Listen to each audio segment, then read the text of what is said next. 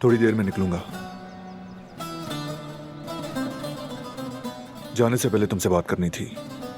मेरे भाई, बेटर है कि ये ना करो। मेरा दिल बिल्कुल भी नहीं मान रहा। जवाहिर भरोसे के काबिल नहीं। वो बहुत ही चालाक आदमी है।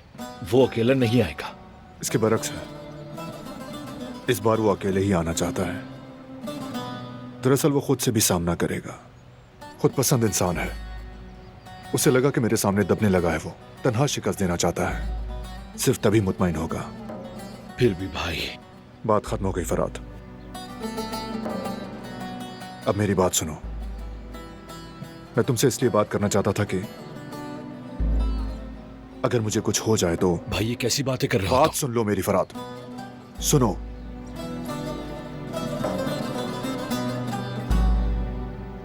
अगर मुझे कुछ हो जाए तो मुझे तुम पे भरोसा है। इसका मतलब समझ रहे हो ना तुम? हमारा कबीला भी, खानदान भी तुम्हारे हवाले है।